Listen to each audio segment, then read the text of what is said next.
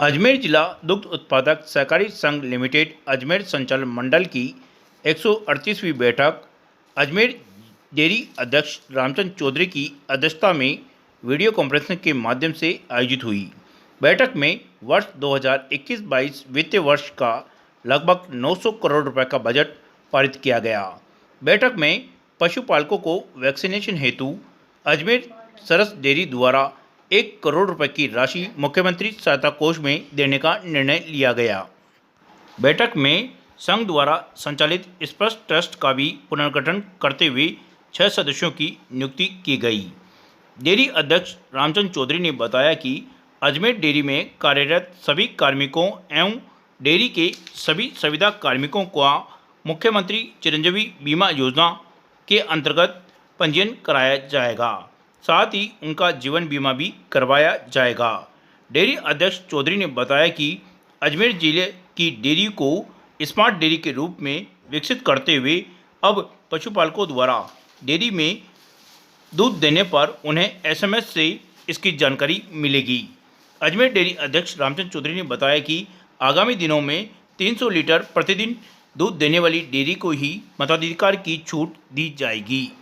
ग्रामीण युवा डेयरी से कैसे जुड़े तथा पशुपालक दूध का अधिक उत्पादन कैसे करे, इसे लेकर अजमेर डेयरी द्वारा अब प्रतिवर्ष कार्यक्रमों का आयोजन किया जाएगा, जिसमें पशुपालकों को प्रशिक्षण देकर अधिक दूध उत्पाद को लेकर उन्हें प्रशिक्षित किया जाएगा। अजमेर डेयरी द्वारा पशुपालकों द्वारा बैंक से पशुधन लेने पर गारंटी देने का निर्णय भी बैठक में लिया गया। बैठक के दौरान डेयरी अध्यक्ष रामचंद्र चौधरी ने पशुपालकों से कोरोना संक्रमण से बचाव हेतु कोरोना गाइडलाइन की पालना की अपील भी की। उन्होंने बताया कि वीडियो कॉन्फ्रेंसिंग के माध्यम से आयोजित हुई बैठक में पशुपालकों के हित में महत्वपूर्ण निर्णय लिए गए। हमारे डायरेक्टर किसांगन पंचायत समिति में उपस्थित थे, अटेंड किया उन्होंने, मसूदा में किया, केकड़ी श्रीनगर और आरई में किया उन लोगों ने अटेंड। और इसी दौरान हमने 5-7 बड़े महत्वपूर्ण निर्णय लिए। पहला निर्णय ये लिया कि हमारे पशुपालकों के नौजवान जो पीढ़ी है 18 साल से 45 साल, उनके वैक्सीनेशन के लिए हमने माननीय मुख्यमंत्री जी का जो है आह्वान के आधार पर 1 करोड़ रुपए अजमेर डेयरी आज जो है उनको इस फंड में भेजेगी जयपुर। और इसमें यदि हमारे युवकों के लिए और ज़रूरत पड़ेगी तो वो भी अजमेर डेयरी देगी। ऑफिस मीटिंग करके 2021 से 22 का जो बजट है 900 करोड़ का वो आज हमने पास किया है। तीसरा, हमने आम सभा जो प्रतिवर्ष होती है संघ की, वो आम सभा करने का निर्णय लिया है। जब कोरोना पीरियड ढलान पर आ जाएगा बिल्कुल, उस समय तारीख तय करने का एमडी साहब को, अध्यक्ष महोदय को अधिकृत किया है, तो वो भी हम तय करेंगे। चौथा हमारा ये है कि कर्मचारियों के हितों में भी हमने बहुत महत्वपूर्ण निर्णय लिया। कर्मचारियों का टर्म इंश्योरेंस करवाएंगे और वो जो है 30 लाख तक की सीमा होगी। स्थायी कर्मचारी, संविदा कर्मचारियों का प्रीमियम संघ वहन करेगा और कॉन्ट्रैक्ट लेबर का जो है वहन करेगा ठेकेदार।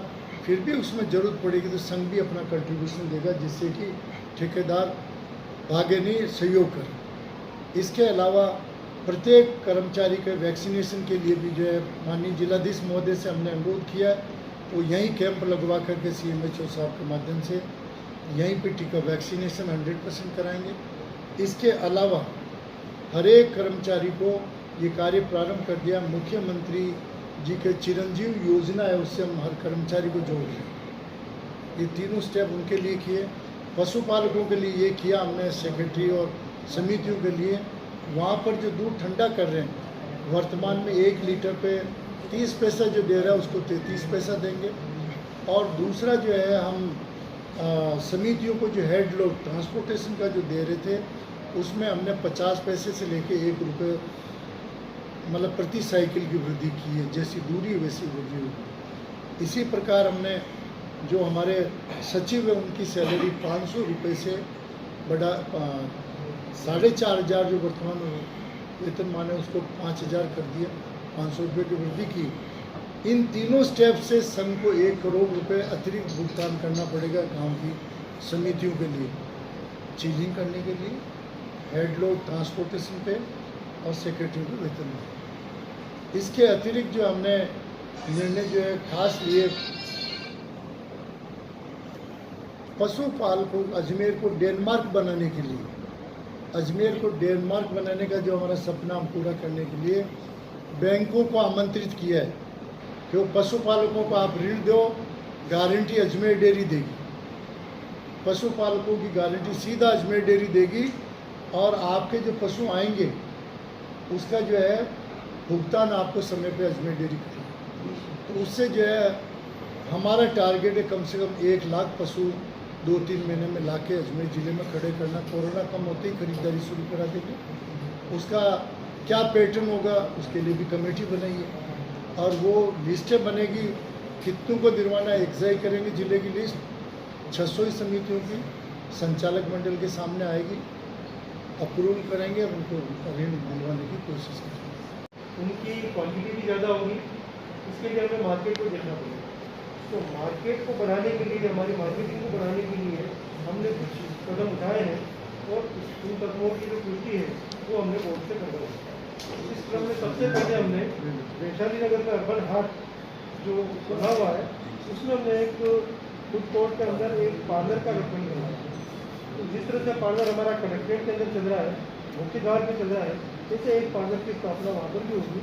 तो वहाँ पे क्या है कि जितने भी उपभोक्ता होंगे तो हर तरह के प्रोडक्ट, उसमें आइसक्रीम है, फ्लेवर मिल्क है, घी है, दूध है, छाछ है, सारी चीज़ें वहाँ पे अवेलेबल होगी, काम मिलेगी। इसके अलावा साथियों हमने जो हमारे बूथ एजेंट है लगभग अजमेर शहर और अप कंट्री एरिया अजमेर जिले में करीब 2100 हमारे बूथ एजेंट हैं या शॉप एजेंसी वाले जो हमारे दूध की बिक्री का कार्य करते हैं।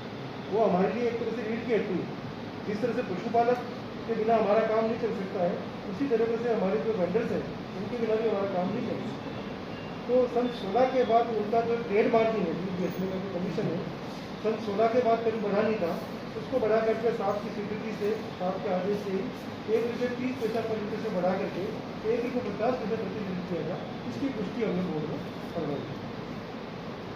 इसके अलावा हमारे जो बॉर्डर एरिया है, कुछ किशनगढ़ का एरिया है, राजसमंद का एरिया है, आपको पता है कि सीमाओं में जैसे इधर हमारे गिरवाड़ डेयरी काम कर रही है, इधर श्रीपुर डेयरी काम कर रही है, तो जो रेट्स होती है, सेलिंग प्राइस जो होती है, उनको ₹1 लाने की आवश्यकता होती है। नहीं तो क्या होगा कि अगर ₹1 ₹2 की प्राइस कम होगी तो शादी ब्याह के टाइम पे इधर से उधर लोग दूध लेके जाएंगे। इन चीज़ों को ध्यान रखते हुए रेट में भी ₹1 लेकर के आए। इसके अलावा समय समय पर हमने जितने भी हमारे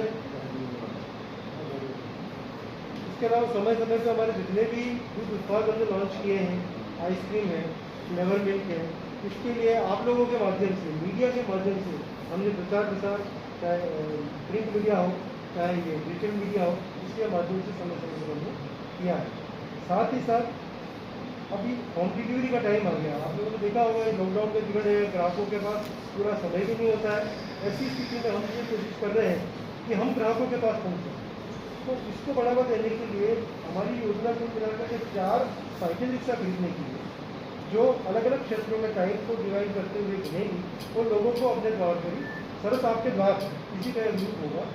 दो जो साइकिल रिक्शा होंगे वो बिक्री वाले होंगे और 2 साइकिल रिक्शा नॉन बिक्री वाले होंगे। उनके माध्यम से हम लोग हमारे जितने भी प्रोडक्ट हैं वो उपभोक्ता के द्वार तक पहुँचाने की। साथ ही साथ क्योंकि हमने आइसक्रीम और टेबल बटर का उत्पादन चालू कर दिया है, उसके लिए हमें रेफ्रिजरेटेड गाड़ियों की जरूरत होती है। तो हमने इसमें एक निविदा भी प्रकाशित कर दी है। हमें कम से कम 6 रेफ्रिजरेटेड गाड़ियों की जरूरत पड़ेगी, जो अजमेर जिले के अलग अलग क्षेत्रों में अलग अलग दिन में डिवाइड करके और जो वेंडर्स होंगे, एजेंट्स होंगे, उन तक हमारे प्रोडक्ट पहुँचाने का काम करेंगे। हमने आइसक्रीम के क्षेत्र में भी जो वनीला आइसक्रीम है, इसमें सभी तरह की बैच साइज चालू कर दी है। 40 ml, 90 ml, 700 ml का फैमिली पैक भी लॉन्च कर दिया है और शादी ब्याह के हिसाब से 5 लीटर का बल्क पैक भी लॉन्च कर दिया है। हमारे पास बटर स्कॉच का कॉर्न का, अब हम कॉर्न पे जा रहे हैं, कॉर्न का पैकिंग मटेरियल आ गया है, अति शीघ्र उसको भी चालू कर देंगे और इसके बाद हम कैंडी का एक आइटम बाकी है वो भी कर देंगे। इसके साथ शेष रहा काम हमारा पाउडर प्लांट के अंदर जो कंज्यूमर पैक होता था 3 ग्राम 5 ग्राम, इसी के साथ बार की हमारे लिए एक नई चीज़ होगी, इसको राजस्थान की भी कोई देरी नहीं कर रही है। इसका पैकिंग मटेरियल हमारे पास पहुँच गया है। जैसे ये कोरोना का थोड़ा सा जिस प्रभाव कम पड़ेगा हम उसको भी शुरू करेंगे।